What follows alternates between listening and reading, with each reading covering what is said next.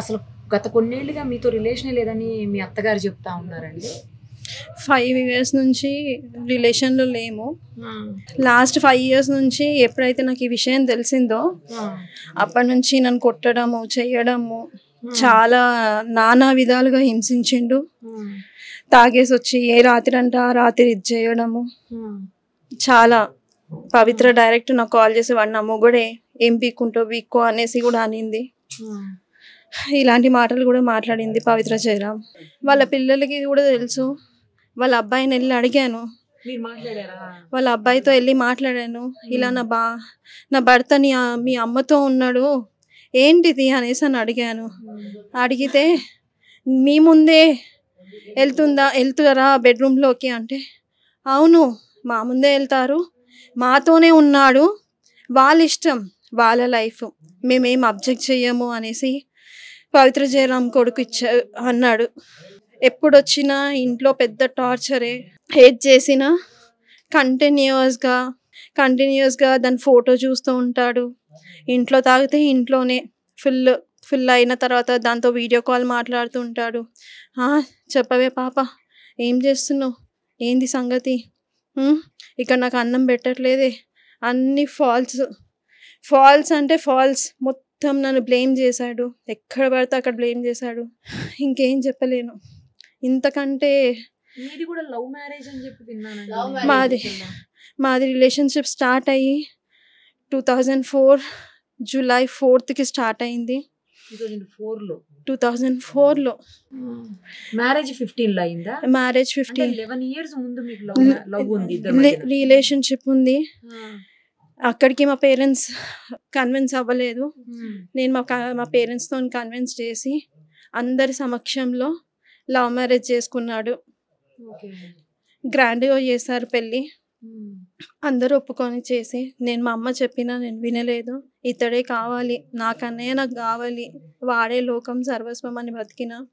ఏది చేసినా ఏం చేసినా ఈ రోజు వరకు అంటే ఈ మూమెంట్ కాకుండా నిన్నటి వరకు కూడా మా మమ్మీ వాళ్ళ సైడ్ ఎవరికి ఏమీ చెప్పలేదు.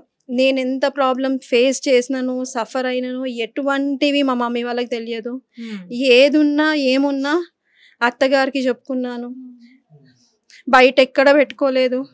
అతను రాకపోయినా సరే ధైర్యంగా ఒక మొగోడిలాగా నా పిల్లలని పెంచుకున్నాను. ఏ రెస్పాన్సిబుల్ లేదు. ముందు జాబ్ చేసేదాన్ని హెచ్ఆర్గా, ఇప్పుడు మానేశాను. అమ్మ లేదు. అమ్మ చనిపోయిన వెంటనే లాక్డౌన్లో వీళ్ళ రిలేషన్షిప్ స్టార్ట్ అయ్యింది. అప్పటి వరకు బాగానే ఉన్నారు. వీళ్ళ రిలేషన్షిప్తో ఎప్పుడైతే స్టార్ట్ అయ్యిందో అప్పటి నుంచి నన్ను కొట్టడము తిట్టడము కంటిన్యూస్గా చేశాడు.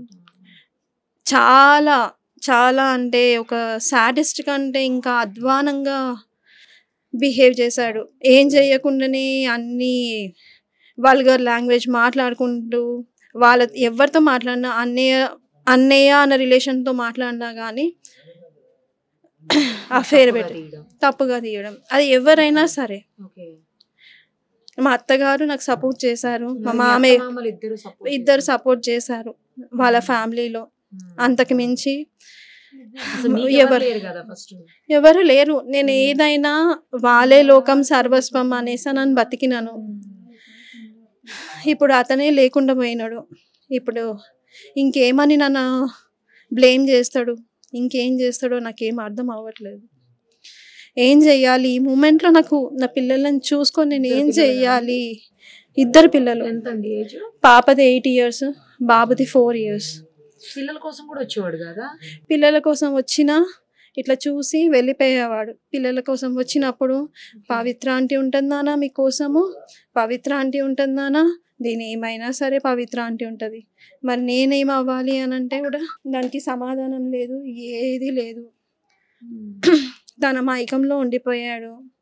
మొన్న 4 days కూడా షూట్ ఉందని చెప్పాడు, కానీ కట్ చేస్తే తను ఊటీకి వెళ్ళారు. ఇద్దరు కలిసి ఊటీకి వెళ్ళారు. ఊటీకి వెళ్ళి day by day day by day ఒక్కొక్క రీల్ షేర్ చేసి నన్ను టార్చర్ పెడదామని ప్రయత్నం చేశారు ఇద్దరు కలిసి. యాక్చువల్గా తను ఇన్స్టాగ్రామ్లో కూడా, పవిత్ర జయరాం ఇన్స్టాగ్రామ్లో కూడా తను పోస్ట్మార్టం అయిపోయిన తర్వాత కంటిన్యూస్గా 4 రీల్స్ పోస్ట్ చేశారు. విత్ ఇన్ ఫ్యూ అవర్స్లో డిలీట్ చేసేసారు. ఆ వీడియోస్ కూడా వైరల్ అయ్యాయి. సో వీళ్ళిద్దరు కలిసి ఊటీకి మొన్న ట్రిప్కి ఊటీకి వెళ్ళిన వీడియోస్ కూడా వైరల్ అయ్యాయి. 3rd క్లాస్ ఇప్పుడు, బాబు LKG, చాలా చిన్న చిన్న పిల్లలు.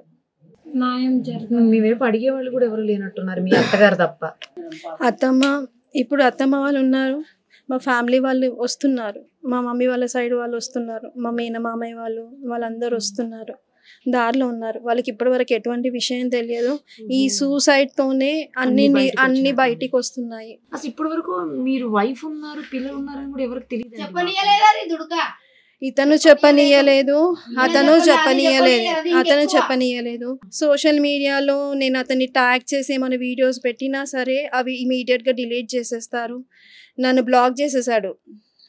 ఇన్స్టాగ్రామ్ లో కానీ, ఫేస్బుక్ లో కానీ, ఏ ఛానల్లో అయినా బ్లాక్ చేసేసాడు. ఇనిషియల్ గా తెలిసిన వెంటనే నేను మహిళా మండలిలో కంప్లైంట్ ఇచ్చాను. అక్కడ ఇచ్చిన తర్వాత కూడా అక్కడ కౌన్సిలర్ ముందు చెప్పాడు, అదే నా లైఫ్ అని. అంటే పవిత్ర అనే లైఫ్ అంటే అక్కడ అన్నారు కూడా, మా అమ్మ వీడు చేంజ్ కాడు, వదిలేసేయి, సెటిల్ చేసుకొని వదిలేసేయి అని అన్నాడు. అయినా నేను వినలేదు. ఎందుకంటే నాకు పిల్లలకి తండ్రి కావాలి. ఈరోజు నేను మా మమ్మీ లేక నేను చాలా పెయిన్ అవుతున్నాను. ఆ సఫర్ నా పిల్లలు అవ్వద్దు అని ఆలోచించాను. కానీ తండ్రి కావాలి. నిన్న కూడా అందరిలో కూర్చోబెట్టి మాట్లాడాం. ఏమని అంటే, ఇలా suicide Pavi wait for 2 days అని పెట్టాడు ఇన్స్టాగ్రామ్ లో. ఏంటి Pavitra wait for 2 days I'm coming అన్నట్టు పెట్టాడు పోస్ట్. అదే విషయము 10 మందిలో కూర్చోబెట్టి మాట్లాడాను. మాట్లాడితే నేను అంత పిరికివాడిని కాదు, నేను చూసుకుంటాను, నాకు కొంచెం టైం పడుతుంది సెటిల్ అవ్వడానికి అనేసి అని అన్నాడు. కానీ అన్యాయం చేశాడు. లవ్ రిలేషన్షిప్లో ఎంత బాగుండేవాడు అంటే అంత బాగుండేవాడు. నేనే లోకం సర్వస్వం అని ఉండేవాడు. ఎప్పుడైతే ఈ పవిత్ర ఎంటర్ అయ్యిందో అప్పటి నుంచి నాకు టార్చర్, ఫిజికల్గా ఇద్దరం బాగున్నాము. అప్పటి నుంచి ఫిజికల్గా, మెంటల్గా చాలా హరాస్ చేశాడు. చాలా విధాలుగా హరాస్ చేశాడు. అసలు ఒక 2-3 months వరకు ఇంటికి రాకుండా, పిల్లలని చూసుకోకుండా కూడా ఉన్న రోజులు ఉన్నాయి.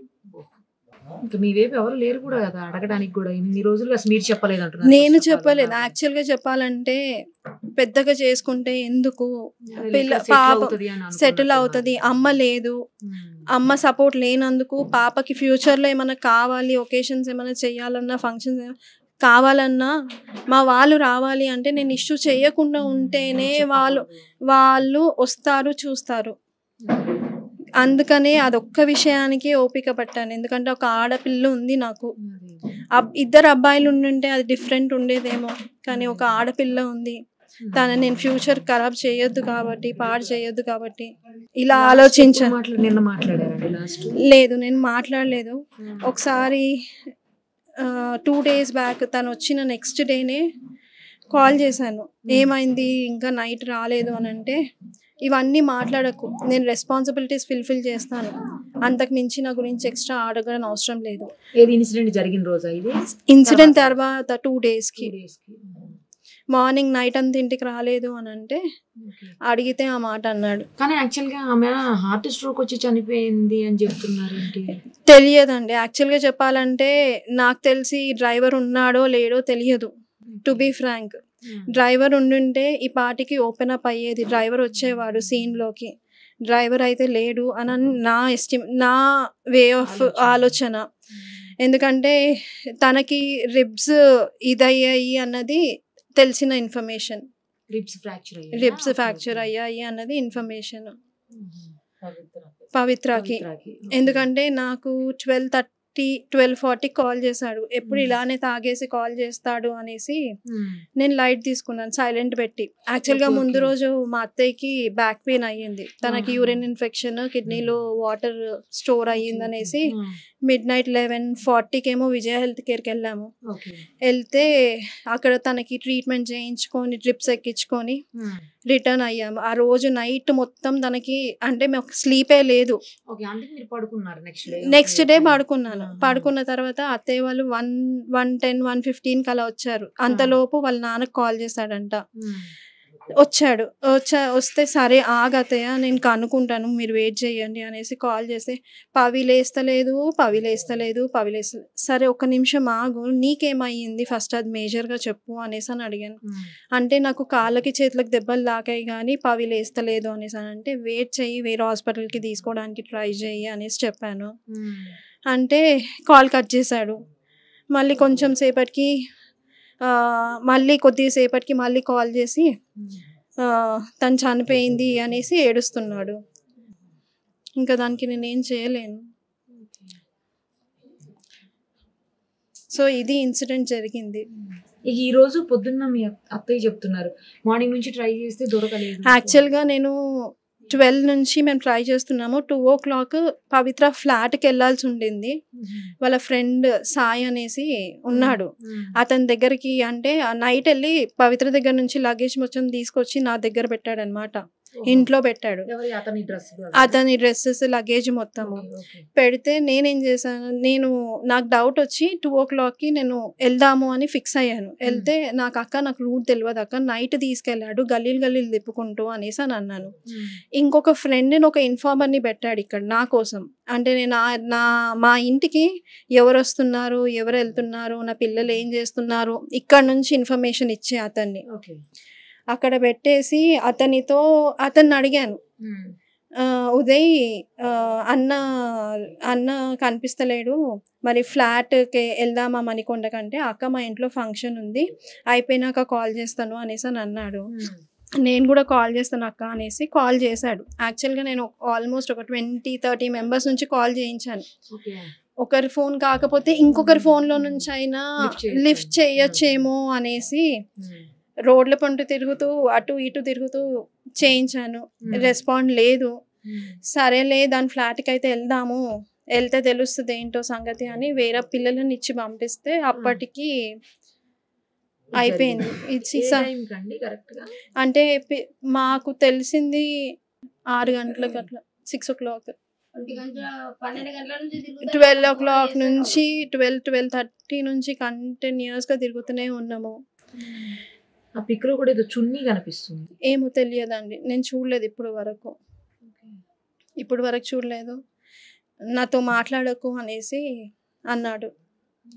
పెళ్లి చేసుకునే ముందేమో నేనే నీకు లోకం సర్వస్వం అన్నీ నేను చూసుకుంటాను, నువ్వేం టెన్షన్ పడకు. నా ఫ్రెండ్స్ అడిగారు కూడా, చందు నువ్వు బాగా చూసుకోవాలి శిల్పని అని అంటే, ప్రామిస్ నేను అస్సలు ఆవిడని వదిలిపెట్టాను, శిల్పని అస్సలు వదిలిపెట్టాను అనేసి అని అన్నాడు. అట్లాంటిది వదిలిపెట్టేసి వెళ్ళిపోయాడు.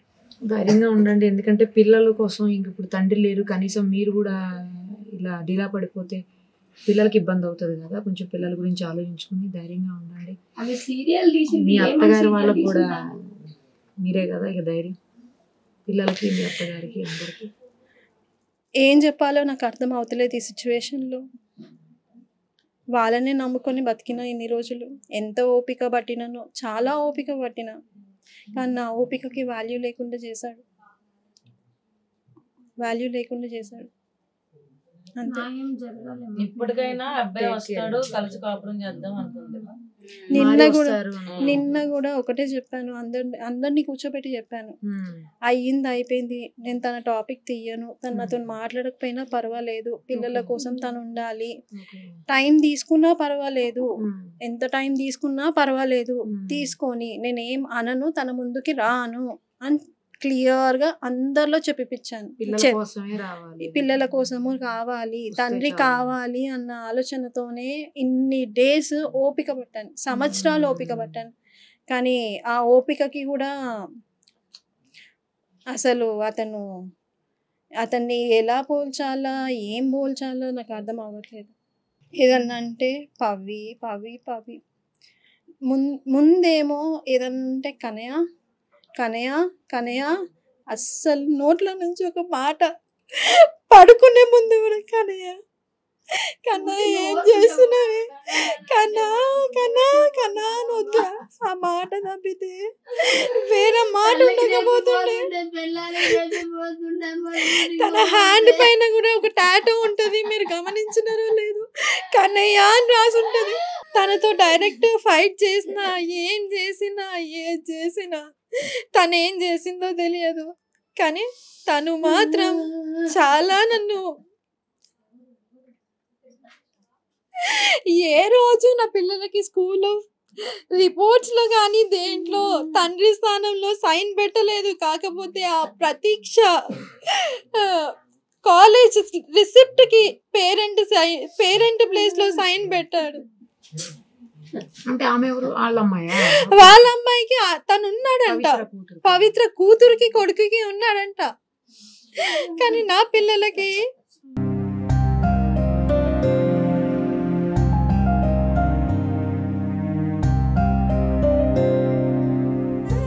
ఇండస్ట్రీ మొత్తం తెలుసు. చందు, శిల్ప అంటే ఆ ఇండస్ట్రీ అందరికీ తెలుసు. అసలు నా మాట లేకుండా ఉండేటోడు కాదు. అరే అక్కనే రా నన్ను సెట్ చేసింది, అక్కనే రా సెట్ చేసింది, అందరికి అందరు ఆర్టిస్టులకు చెప్పుకున్నాడు. చాలా మంది ఆర్టిస్టులు కూడా చెప్పారు తనకి, వద్దు ఇట్లాంటి దాంతో నీకు అవసరమా చందు, మంచి ఫ్యామిలీ ఉంది, ఫ్యామిలీని చూసుకో, ఫ్యామిలీని డిస్టర్బ్ చేస్తున్నావు చందు అంటే ఆహా వినలేదు, అసలు వినలేదు. శిల్ప గారు మీరు ధైర్యంగా ఉండండి, చందు గారు వచ్చేస్తారు, మీరు టెన్షన్ పడకండి, ఆవిడ ఇప్పటికి మీ ఆయన 6th person ఆవిడకి అని చెప్పారు. చాలా మంది చెప్పారు ఆవిడ క్యారెక్టరే అది. సో అలాంటి ఒక వేస్ట్ క్యారెక్టర్ మనిషి కోసం ఈ రోజు మమ్మల్ని అన్యాయం చేసి వెళ్ళిపోయాడు.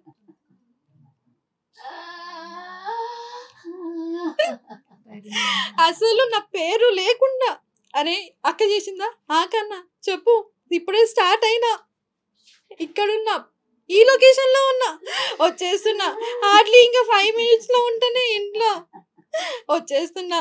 ఇదంతా 2020 వరకు కంటిన్యూగా ఉండింది.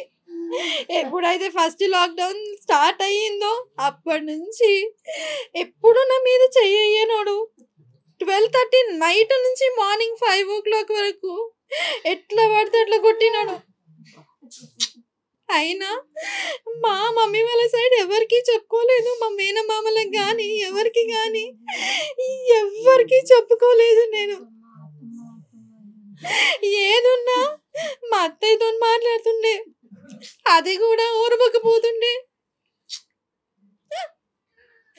ఈ ఏరియాలో అందరూ అంటారు తల్లి కూతురు లాగున్నారు అనేసి.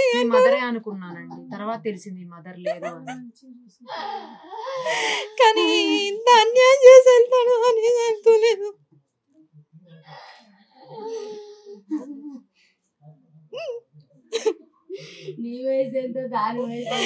తను చాలా ఏజ్డ్ పర్సన్,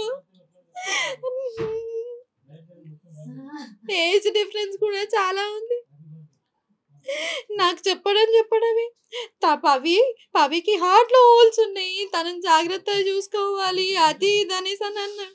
కానీ నేను ఒక ఫ్రెండ్ లాగా మాట్లాడుతున్నాడేమో, ఫ్రెండ్ లాగా రీల్స్ చేస్తున్నాడేమో, ఇండస్ట్రీయే కదా మనకు తెలియంది ఏముంది అనేసి అని అనుకున్నాను. తర్వాత నన్ను చాలా టార్చర్ పెట్టాడు.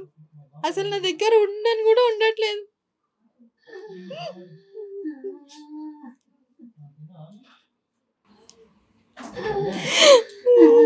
ధైర్యంగా ఉండండి, పిల్లల కోసమైనా ధైర్యంగా ఉండాలి. ధైర్యంగా ఉండాలి.